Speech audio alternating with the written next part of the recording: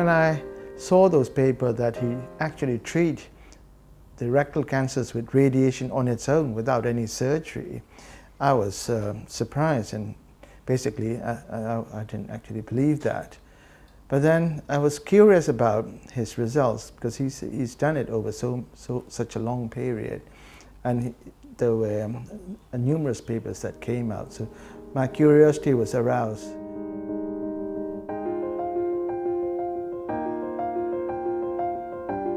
Then my professor, Rossili, asked me what I want to do. I said I want to go and see Professor Papillon in Lyon.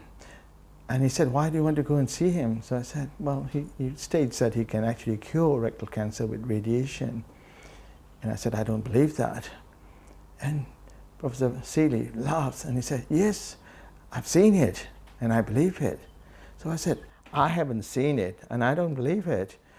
And Professor Seeley said to me that, Sonny, we don't have a facility in UK at that time, and you must promise me one thing. You go to Lyon, see Professor Papillon, you learn all the technique, but you must bring the technique back into UK and set a facility up in UK.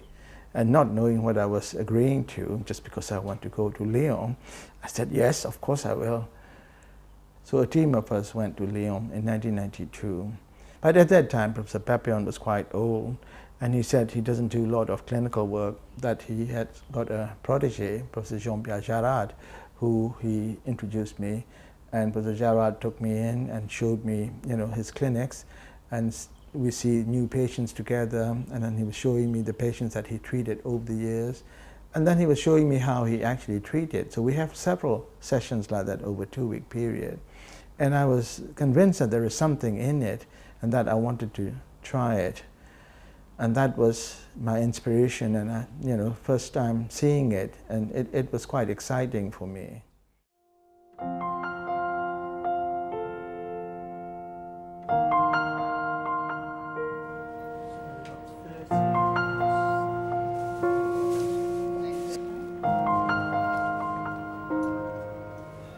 The patients after first treatment were amazed at the speed of the symptoms that were relieved, and I was amazed because I have no experience that you can get such a quick relief from the symptoms.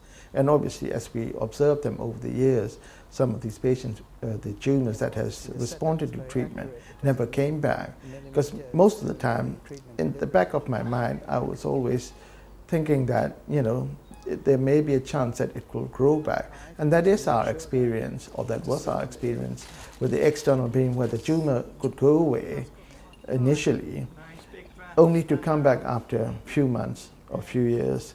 But with the patients who had Papillon treatment, we don't see that sort of recurrence that much. And majority of the patients do get cured.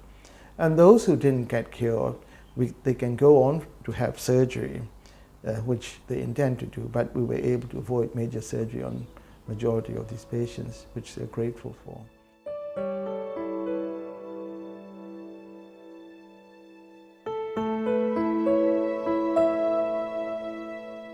And certainly it would give me enormous pleasure and pride to cut this ribbon and declare the Papillon Suite well and truly open.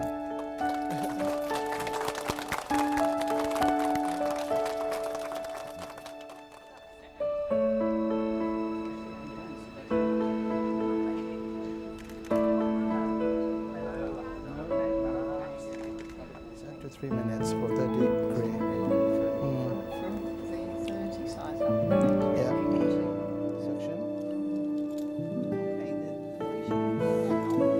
Okay, just getting out of the way all the gels that we've put in there, so we can see clearly what we're doing.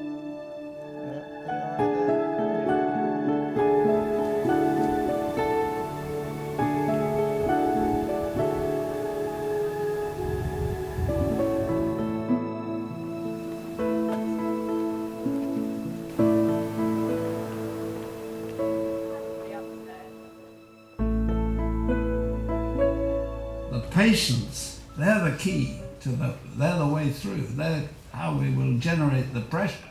To go operating on somebody who has no cancer in them, to me, is fundamentally wrong. I'm worried that if you're just doing radiotherapy to this, you're zapping the cancer bit, but you're leaving the adenoma effectively. So in our practice, the rule is that they will come to us because they know we're going to offer chemoradiation therapy. If it's benign, you're fine. If there's malignancy there, she gets her operation, which will almost certainly be an APR then. We need to start thinking about survivorship issues 2 seconds after being told that you've got cancer is when survivorship starts.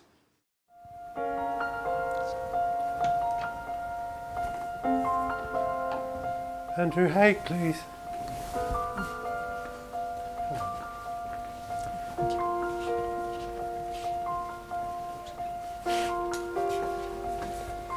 Hi. Hi, Mr. Hay. Hello. Please come in. I'm Dr. Mint. What this treatment does is to improve the control of the tumor, reduce the chance of this tumor coming back. And I said here possible cure. Cure is something only time will tell, and that time is about 2 years from now. But this treatment will improve your chance of cure, and this is what you want. Yeah. If the tumor goes away completely, then we would adopt what we call a watch and wait policy, and then we'll see you regularly every 3 months.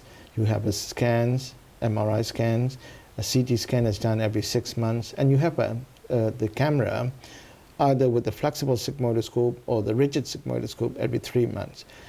But having said all that, if there's a residual tumor at the end of the treatment, or sometimes the tumor goes away and come back within that first 2 years, we've got to think about doing some sort of an operation. So basically, I've got nothing to lose by trying it, really? Trying it, 'Cause yes. If it doesn't work, I can still... Then you can still go for major surgery. Yeah. In fact, I would encourage you to go for it because you're still a young and fit patient.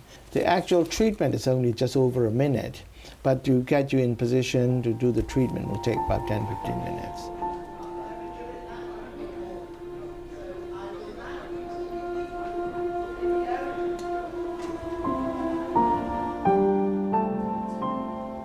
Provide information to allow the patient to make an informed decision. It is not to exercise any degree. So therefore, I'm waiting for all the help of the young fellows. And now we have to advise patients and doctors that if they put patients under watch and wait program, they have to surveil them, to follow them very carefully. And patients must be aware that the disease may recur. But even when the disease recurs, we can salvage them with an operation, and the long-term results should be the same as if they had been operated immediately when the diagnosis of rectal cancer was made. It's no cancer by a morbid procedure. I quote, of course, the previous speaker, is harming a patient, and we should never harm patients. So I think we have a big uphill job. At least 3 months following the cessation of treatment and will display no luminal or radiological evidence of rectal cancer thereafter. I have been passionate about the watch and wait policy for well over 10 years, and the reason is that although TME, which I've spent my life teaching, is probably the most important component of radical curative surgery, it's much nicer to have the tumor disappear altogether and not to need an operation. And I'm passionate about it because I've gradually discovered patients over the years who, when irradiated, if you look at them afterwards, before going on to surgery, you think to yourself, there is no tumor there. And that has been possibly the most important and fundamental discovery of the last 20 years in bowel cancer management. Hi Andrew, are you ready? Yeah, In I'm you come. ready. Right. Now, if you stand over here, then you can see from the side the position I want you to get into. Right, what I'll do is you don't laugh at me and I won't laugh at you. Okay, if you want to just come forward, so stand here. And follow me. glasses off now, just on the side. I'll just put them over here. The truth was that the best course of action was to have radical surgery. But I didn't feel at my age, in my situation, that was the best course of action for me. I was told that if I had radiotherapy and chemotherapy, I might have side effects in 20 years. I said 20 minutes ago I didn't have cancer. So we've got to have proper conversations with patients. Encouraging surgeons to consider a watch and wait policy is a very important topic. I think it's two major areas. One is education, spreading the word of the successful progress that's been made over the last 20 years. And also, I think, specialization and centralization of care, rectal cancer to centers of excellence. One won't hurt. You won't feel this going in at all. Okay. Right? Okay, it's going in very nicely. Lovely. Just put the dose in now. Yep. Yeah. The benefits of avoiding rectal surgery are tremendous. First, the patient avoids the cost in terms of economic cost, time away from work, hospitalization, the fear of major surgery and its complications. But perhaps more importantly, they avoid the quality of life consequences of a low rectal operation, which could be a colostomy, altered bowel function, or even impaired sexual function. So there are tremendous benefits. Underwent colonoscopy in June last year. Most surgeons want to do the best for their patients. Sometimes people are afraid of things that they don't maybe understand and they think might harm their patients. And I think, from my own opinion, that's maybe why some people are reluctant to offer watch and wait. In my experience, having studied it for over 10 years and having treated patients with it myself, I personally have only good things to say about it, and I believe that the literature substantiates that. Is there evidence that contact works? Many experts say there is no evidence. It is not right. There is a randomized trial done in Lyon 10 years ago which shows, and it is because there is this randomized trial that the NICE has decided to accept Papillon technique as an efficient and safe treatment in rectal cancer. But of course, mentality must evolve and people must agree that Papillon treatment is safe and efficient for rectal treatment, which is the case. It's all done now. Okay. I don't feel too bad actually. That was okay. Thank you. Okay, Andrew, I'm going to show you what the tumor looks like if you want to have a look. Yeah, that got the full dose of radiation today.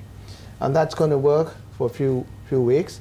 And when you come back in 2 weeks' time, you'll see that the tumor would have shrunk, significantly. If you're a responder.